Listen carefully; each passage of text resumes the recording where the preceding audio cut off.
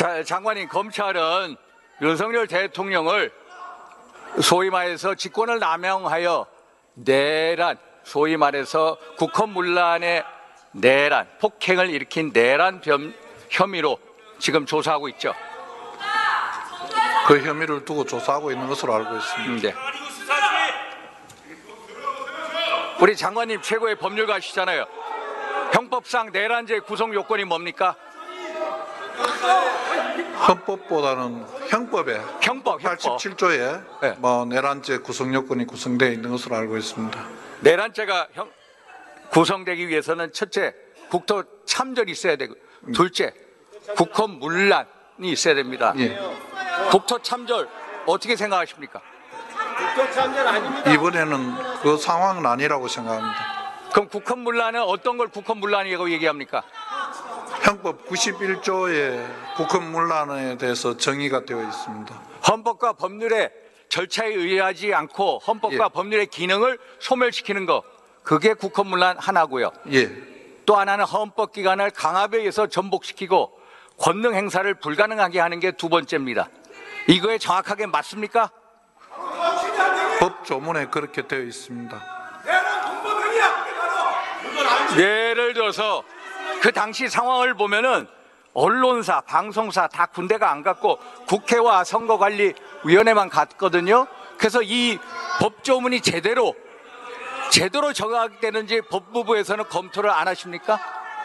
저희들이 따로 검토한 바는 없고 수사기관에서 수사에 필요한 때에 검토하고 있을 것으로 생각합니다. 내란죄가 성립되기 위해서는 고의성과 목적성이 있어야 됩니다. 우리 중앙대 이호인 교수 알고 계십니까? 중앙대학교의 이인호 법률대학교 교수님 알고 계세요? 예. 예. 이인호 교수님 알고 계시죠?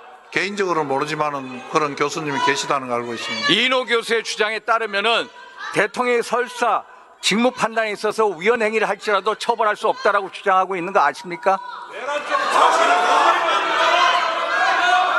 그런 취지의 글을 게시한 것을 본 적이 있습니다. 예를 들어서 국회가 법률을 만들었습니다. 헌법재판소에서 위헌법률로 확정이 됐어요.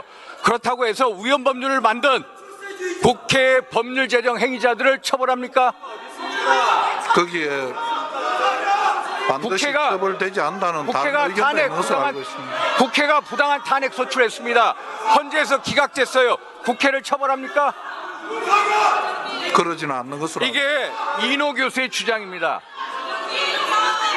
한번 법률적 검토를 해주십시오. 저희들이 살펴보겠습니다. 김대중 대통령 아시다시피 2000년도 6.25 여기서도 무슨 소리인지 잘 안 들립니다. 좀 4억 5천만 들어봅시다. 달러의 돈을 북한에 송금했습니다. 알고 계시죠? 문제가 된 적이 있는 것으로 알고 있습니다. 이거를 처벌하지 않았습니다. 이유가 뭡니까? 통치행위라고 판단한 것으로 알고 있습니다. 통치행위라고 해서 처벌 안 했습니다.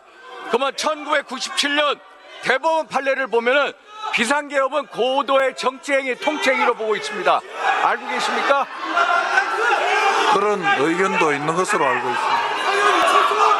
2010년도 대법원 판례에 의하면은 고도의 정치행위에 대해서는 대통령의 권한을 존중하면서 사법심사를 자제하는 선에서 위헌성을 심판해라. 이게 대법원 판례입니다. 알고 계십니까? 그런 결정은 알고 있습니다. 제가 이런 말씀을 드리는 이유는 정치적인 판단하고 법률적인 판단은 다르다는 겁니다. 그래서 법무부가 법률적인 판단을 검토한 것을 제게 보내주십시오. 아셨습니까? 예. 다음 최상무 부총리 나와주십시오.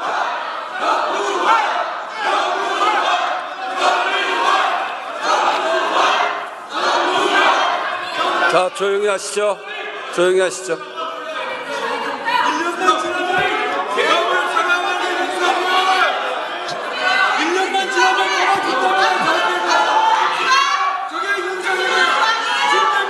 제가 이런 윤상현 말씀을 드린 이유는 윤상현 의원님. 법률적 검토에 대해서 법무부가 윤상현 의원님. 의견에 대해서 저에게 검토한 것을 가져와 달라는 말씀입니다. 윤상현 의원님.